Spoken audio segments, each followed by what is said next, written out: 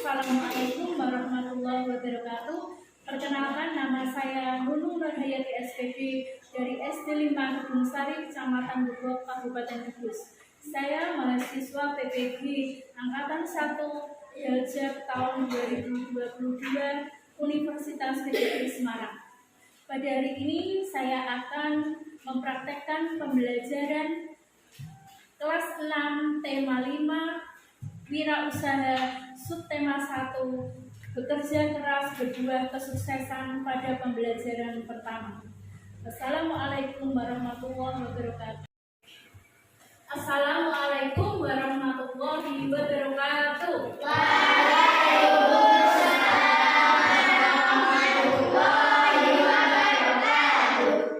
Bagaimana kabar kalian hari ini, anak-anak?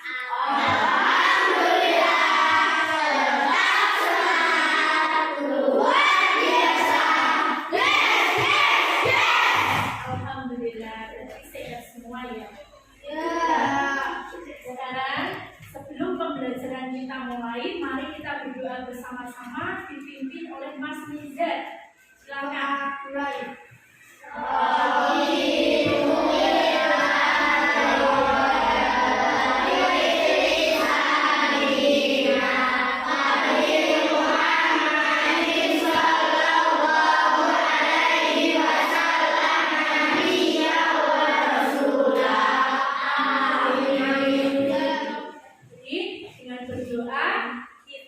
Diberikan kemudahan oleh Allah. Mari kita berdiri bersama-sama. Kita berdiri, kita menyanyikan lagu Berkibarlah Bendera.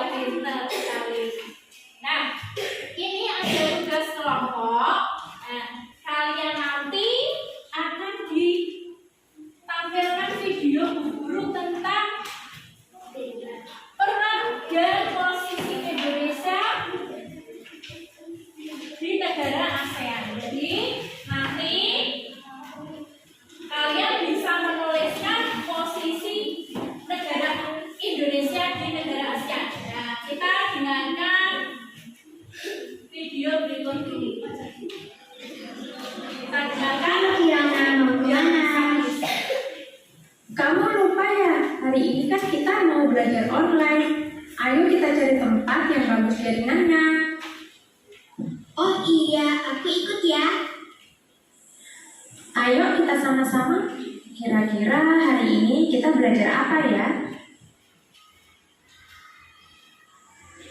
Halo anak-anak, kita berjumpa kembali pada pembelajaran secara online dan materi kita hari ini adalah peran dan posisi Indonesia di bidang ekonomi dalam lingkup ASEAN.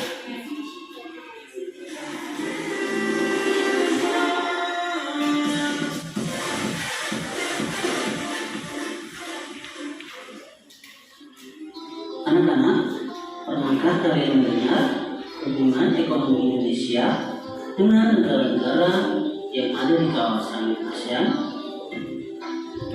Sebelum membahas peran dan posisi Indonesia di bidang ekonomi dalam lingkup ASEAN, kita akan membahas peran Indonesia secara umum dalam ruang lingkup ASEAN. Berikut ini adalah 6 peranan Indonesia dalam ASEAN. Yang pertama, menjadi salah satu pemrakarsa berdirinya ASEAN. Hal ini ditandai pada saat Menteri Luar Negeri Adam Malik ikut menandatangani Deklarasi Bangkok pada tanggal 8 Agustus 1967 yang menandai awal berdirinya ASEAN. Peranan yang kedua adalah penyelenggara KTT ASEAN pertama. Konferensi tingkat tinggi atau KTT adalah pertemuan para pemimpin negara-negara ASEAN untuk membicarakan tentang pengembangan ekonomi dan budaya dari tiap negara. Dalam hal ini, Indonesia menjadi tuan rumah KTT pertama pada tanggal 23 sampai 24 Februari yang dilaksanakan di Bali. Peranan yang ketiga adalah ikut menyelesaikan konflik yang terjadi di Kamboja dan Myanmar. Indonesia ikut mendamaikan konflik yang terjadi di Kamboja dan Myanmar. Indonesia juga turut memberi bantuan kepada warga Rakhine di Myanmar yang menjadi korban konflik di negara tersebut. Peranan yang keempat adalah berpartisipasi dalam ajang olahraga SEA Games. Southeast Asian Games atau SEA Games merupakan pesta olahraga bagi negara-negara di kawasan Asia Tenggara. Sejak pelaksanaan SEA Games yang pertama pada tahun 1959, Indonesia sudah beberapa kali menjadi tuan rumah. Peranan yang kelima adalah Indonesia sering menjadi pemimpin ASEAN. Indonesia telah berkali-kali menjadi ketua ASEAN dan senantiasa mampu memberikan kontribusi pemikiran yang konkret bagi perkembangan ASEAN. Peranan yang keenam adalah Indonesia membuat kawasan negara perdagangan bebas di Asia Tenggara atau yang biasa disebut AFTA. Peran Indonesia di bidang ekonomi dalam ASEAN yang pertama adalah melakukan promosi dalam bidang pariwisata dan perdagangan. Yang kedua, Indonesia juga menyediakan cadangan pangan. Peran yang ketiga, Indonesia menyelenggarakan proyek industri. Dan peran yang keempat adalah Indonesia juga ikut membuat kawasan perdagangan bebas di Asia Tenggara atau yang kita kenal dengan AFTA. Nah, anak-anak, melalui peran dan posisi Indonesia dalam bidang ekonomi tersebut, maka Indonesia memperoleh manfaat melalui kerjasama tersebut. Yang pertama, dapat meningkatkan pendapatan atau devisa negara. Dan yang kedua adalah Indonesia dapat mengurangi pengangguran. Sebagai salah satu pendiri ASEAN, Indonesia memiliki peran penting terutama dalam kerjasama di bidang ekonomi. Indonesia melakukan pertukaran barang dengan negara-negara di ASEAN. Tujuan pertukaran barang tersebut untuk meningkatkan hubungan kerjasama dan juga memperoleh keuntungan. Nah, berikut ini adalah bentuk pertukaran barang antara Indonesia dengan negara-negara di ASEAN. Yang pertama, pertukaran sandang. Yang kedua, pertukaran pangan. Dan yang ketiga, pertukaran papan. Pada bentuk pertukaran sandang, Indonesia memiliki beragam kebudayaan yang sudah terkenal hingga ke mancanegara. Nah, yang pertama, Indonesia menjual batik-batik buatan perajin Indonesia ke negara-negara di ASEAN. Yang kedua, Indonesia juga mengekspor kain wol dan kapas yang merupakan bahan baku pembuatan pakaian. Yang ketiga, Indonesia mengimpor mesin-mesin pembuat pakaian berskala besar dari Singapura. Dan yang keempat, Indonesia juga mengimpor benang sintetis dari negara Malaysia. Yang kedua adalah bentuk pertukaran pangan. Hasil pangan Indonesia seperti tepung, tapioka, lada, dan kina diekspor ke Singapura. Sementara itu, kopi dan sayuran diekspor ke Malaysia. Indonesia mengimpor hasil pangan seperti beras, gula, buah-buahan, dan madu dari Thailand dan Filipina. Bentuk pertukaran barang yang ketiga adalah pertukaran papan. Indonesia memiliki hutan yang luas. Hasil hutan seperti kayu banyak diekspor ke negara-negara ASEAN, seperti kayu jati ke Malaysia, kayu lapis ke Thailand, dan kayu mahoni ke Singapura. Sementara itu, semen putih sebagai bahan baku pembuatan rumah impor dari Filipina. Lalu ada lipat karet yang diekspor ke Singapura. Anak-anak yang hebat, selain dalam bidang sandang, pangan, dan papan, Indonesia juga melakukan kerjasama dalam bidang pertukaran barang tambang. Indonesia melakukan ekspor beberapa barang tambang seperti minyak bumi mentah, batu bara, besi, baja, aluminium, timah putih, dan gas alam ke Malaysia, Filipina, dan Singapura. Demikian tadi kita telah belajar peran dan posisi Indonesia dalam bidang ekonomi di lingkup negara Asia Tenggara. Nah, sekarang diskusikan dengan teman kelompokmu ya. Tadi dari hasil video tadi yang sudah kalian saksikan. Sudah selesai? Siapa yang berani maju ke depan mempresentasikan mewakili kelompoknya? Ya, silakan baru maju ke depan.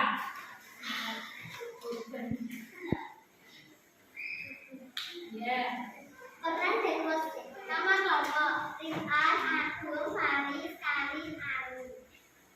Peran dan posisi Indonesia di bidang ekonomi dalam lingkup ASEAN. Menjadi salah satu pemasaran pendiri ASEAN. Untuk melaksanakan konflik yang terjadi di kemudian. Berpartisipasi dalam ajang olahraga Asian Games. Penyelenggaraan KTT ASEAN pertama. Iya, betul apa salah anak? Betul. Iya, tepuk tangan yang baru.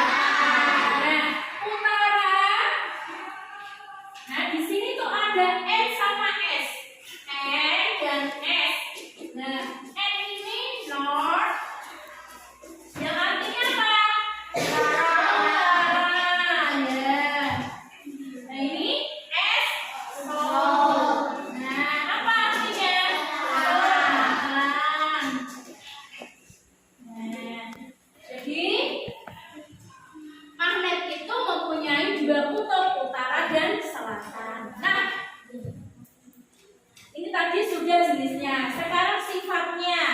Nah, sifat dari magnet jika apa ini? Kutub sejenis S dengan S ditempelkan akan apa?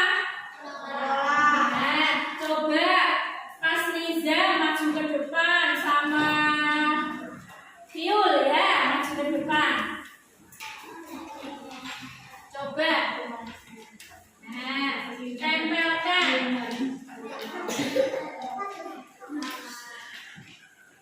Ini. Coba tangan duanya. Nah, tempelkan, Mas. S sama S. Nah, tarik apa tolak? Nah, berarti yang sejenis, kutub sejenis, jadi selatan sama selatan ditempelkan menjadi tolak menolak. Kalau itu berlawanan, balik. Nah, nempel ya. Berarti saling tarik menarik. Ya, coba ada Mas Nizam. Biar membuktikan, anak-anak bisa membuktikan bahwa kutub yang sejenis dia tidak bisa menempel. Nah, seperti itu. Nah, kalau kutub yang berlawanan, nah menempel ya, tidak bisa ya. Nah, coba tempelkan dengan logam. Nah, coba magnet. Nah, bisa nempel ya. Ini juga. Ya, bisa menempel. Ya, sudah cukup, duduk. Nah, jadi sifat-sifat magnet itu apa tadi? Jika ditempelkan dengan yang sejenis akan tolak menolak. Dan jika ditempelkan dengan yang berlawanan itu pun tarik menarik. Dan magnet bisa menarik apa ini? Bisa menarik logam. Ini klip ya. Klip ini. Nah, dari logam. Nah, seperti itu. Cukup jelas ya anak-anak ya. Nah.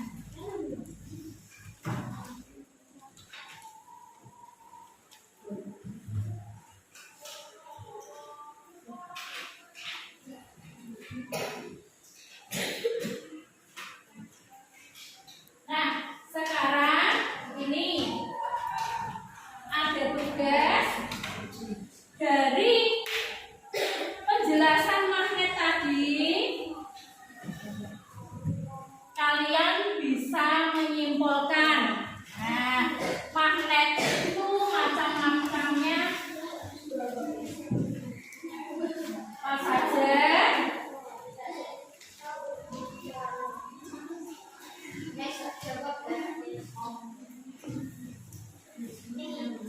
Yo, jadi macam-macam magnet itu ada magnet dalam, magnet silinder, magnet apa lagi? Jarum, magnet lada, terus magnet lingkaran. Jadi jenisnya ada 5. Nah, sekarang sifat-sifatnya apa tadi? Tadi apa? Sudah disebutkan dulu satu saja. Siapa yang mau menyebutkan? Mbak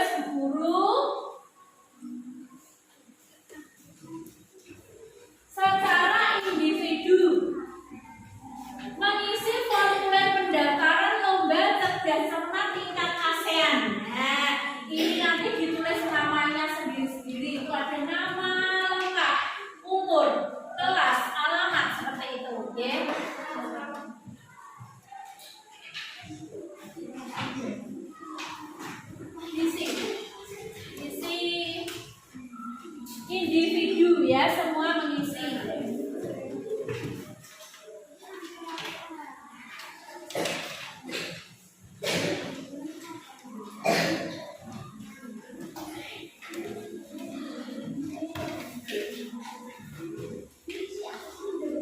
Namanya sendiri-sendiri ya.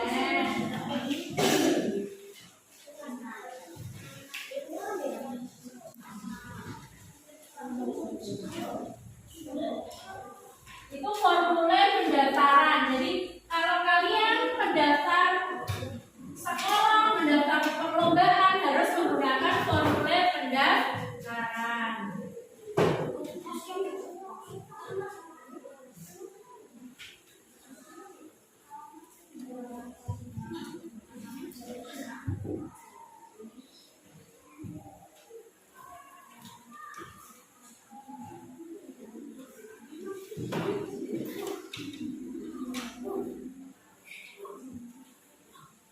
Ya, isi.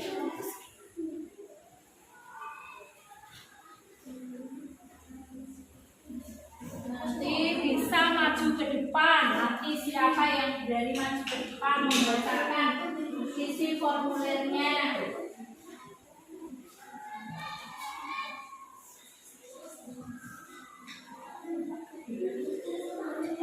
Sudah, ya maju Mbak Elsa. Maju ke depan.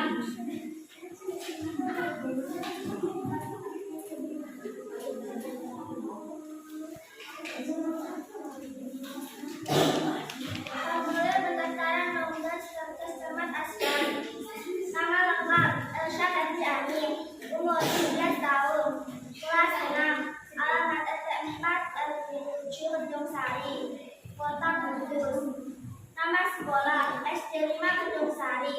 Alamat sekolah Gedung Sari Kota Kudus. Ya, tepuk tangan. Ya, bisa dikumpulkan. Tadi tugasnya bisa dikumpulkan. Ayo, itu.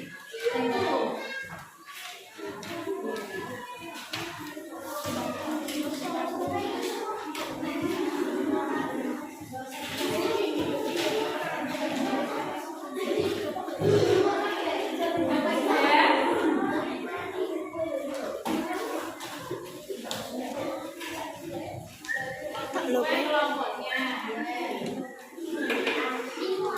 Nah, sekarang setelah kalian tadi mengerjakan tugas baik itu kelompok maupun individu, sekarang akan mengerjakan soal evaluasi yang mencakup dari materi yang mulai dari awal sampai terakhir.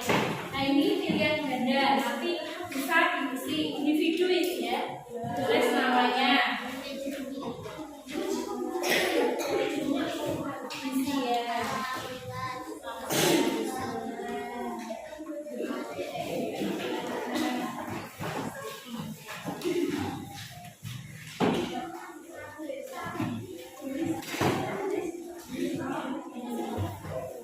Yeah.